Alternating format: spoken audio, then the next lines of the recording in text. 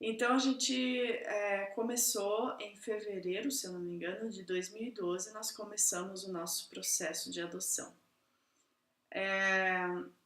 Nós levamos mais ou menos um ano para conseguir, só para conseguir a autorização para adotar. Eu não sei, eu não lembro bem como que chama esse papel no Brasil. A pessoa tem uma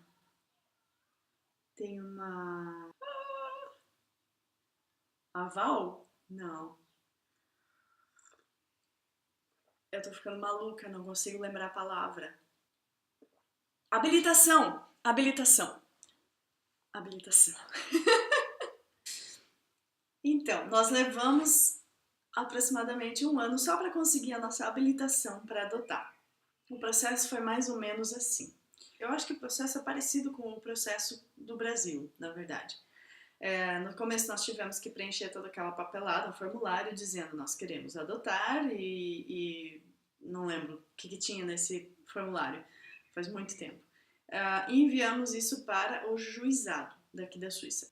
Então nós enviamos esse formulário dizendo que a gente queria adotar e eles nos enviaram uma carta semanas depois, se não me engano, dizendo: nós recebemos o seu formulário, nós vamos marcar agora uma entrevista, a primeira entrevista de vocês com um assistente social da cidade de vocês, e ela vai então escrever um relatório sobre vocês, dizendo se ela é a favor ou não, se ela acha que vocês são capazes ou não de adotar uma criança. E com esse relatório, com base nesse relatório, nós iremos dizer se vocês terão ou não a habilitação estarão habilitados para adotar.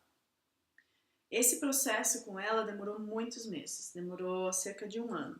Era um processo que era para ter durado 2 a 3 meses, mais ou menos, é o normal. O maior problema no nosso caso foi justamente a gente ter começado o processo de adoção ainda com a ideia no fundo da cabecinha, de engravidar no futuro.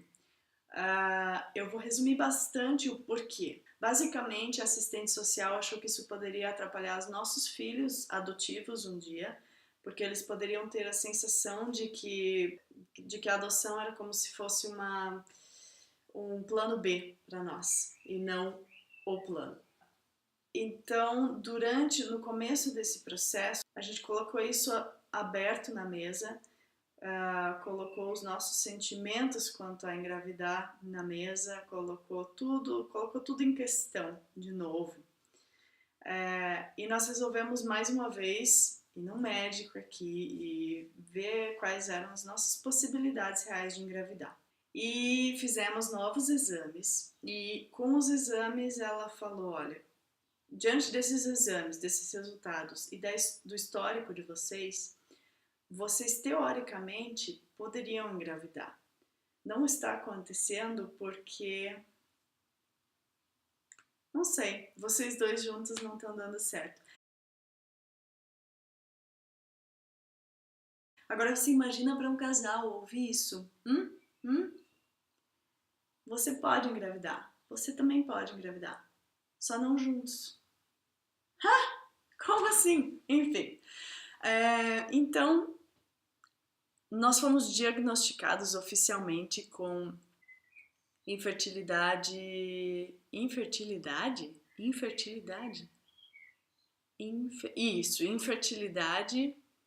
inexplicável?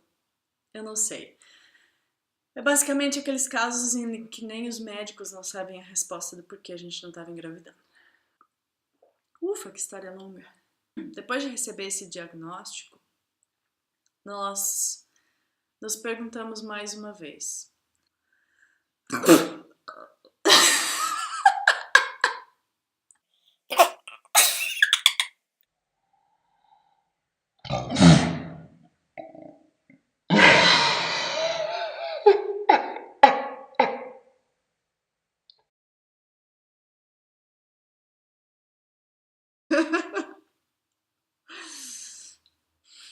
Então a médica basicamente falou para nós assim: no caso de vocês, não surtiria muito efeito, não teria muita chance de sucesso fazer a fertilização, fazer a inseminação artificial. Ai meu Deus, tô esquecendo todas as palavras. Ela disse que o que a gente tinha que fazer, onde a gente teria a maior chance era fazendo in vitro, fertilização in vitro.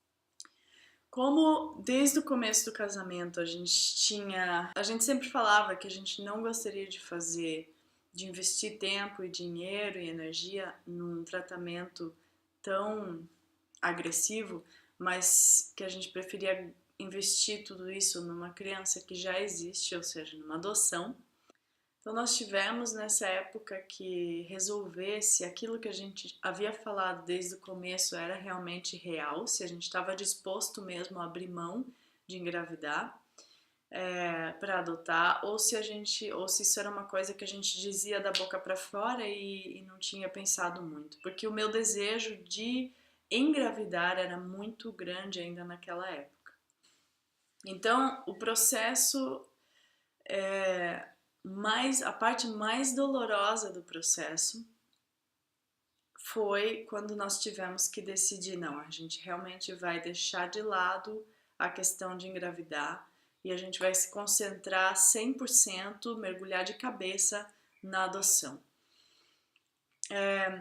Foi uma dor inexplicável, foi uma perda muito profunda, uma dor muito profunda, é um sentimento que eu jamais vou conseguir explicar, mas foram dias bem desesperadores e tristes para mim e para o meu marido, mas principalmente para mim como mulher, eu acho que a gente sente mais. Então foi um processo assim de transição que para nós não foi tão fácil e para nós também foi natural, não quer dizer que foi forçado. Foi nossa decisão, afinal de contas. Nós decidimos, nós queríamos muito adotar, então a gente decidiu esquecer engravidar. Mas para mim, como mulher, foi como se eu tivesse abrindo mão dos meus filhos. É difícil explicar e é um assunto muito, muito pessoal, muito íntimo. Mas eu lembro nitidamente de estar com a sensação, com o sentimento de que eu estava entregando os meus filhos que eu nunca tinha tido, mas que eu tinha esperança, tanta esperança de ter. A gente tinha nome para os nossos filhos já escolhido, a gente, enfim, tinha sonhado com um quartinho, com tudo que as pessoas, casais, normalmente fazem, né? E eu lembro que eu me senti como se eu tivesse realmente abrindo mão dos filhos que eu poderia ter, talvez, para escolher outras crianças de outras mulheres que eu não conhecia, que não eram sangue do meu sangue, não vinham de dentro de mim. Para mim foi como se eu estivesse realmente fazendo uma troca, assim. Eu vou deixar esse sonho de engravidar de lado e com isso eu tô também, consequentemente, deixando a possibilidade dos meus filhos existirem, dos meus filhos biológicos existirem, tô deixando essa possibilidade de lado para abraçar a ideia da adoção e de crianças que vinham de uma outra mãe, que vinham de uma outra história, de uma outra família, de uma outra cultura, talvez. Então foi um processo, foi a maior dor que eu já senti na vida. Mas ao mesmo tempo, é maluco isso, mas ao mesmo tempo que foi a maior dor que eu senti na vida, foi também um processo de libertação. Para mim, eu senti quando nós decidimos isso realmente, entregamos isso e fechamos a conta, fechamos o assunto engravidar, saiu um peso do mundo das minhas costas.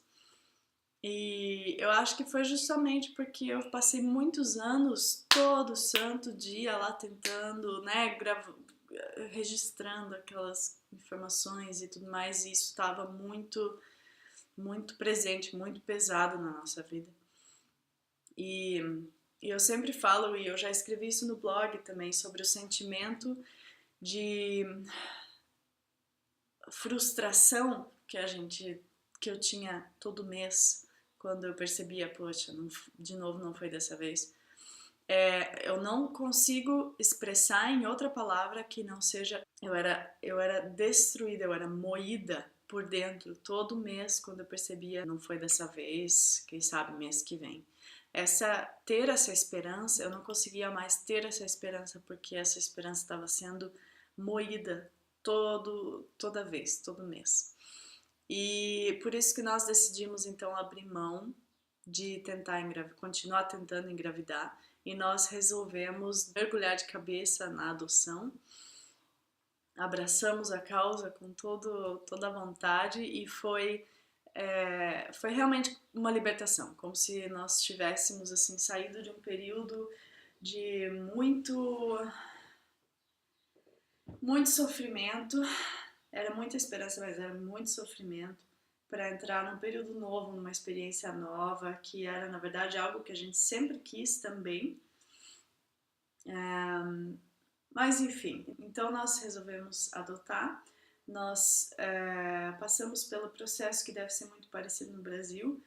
Tivemos que preencher o formulário primeiro, mandar para o juizado, dizendo nós queremos adotar uma criança, e eles então nos colocaram em contato com uma assistente social que iria fazer o nosso estudo de caso. Então nós demoramos tanto tempo para conseguir essa habilitação, o relatório da assistente social, porque a gente teve que passar também por esse processo de se acostumar com a ideia, a gente não vai realmente engravidar, a gente vai adotar. Eu sei que foi um processo bem longo, foi um processo complicado, que infelizmente nós não temos um relacionamento muito bom com essa assistente social. Mas enfim, depois de um ano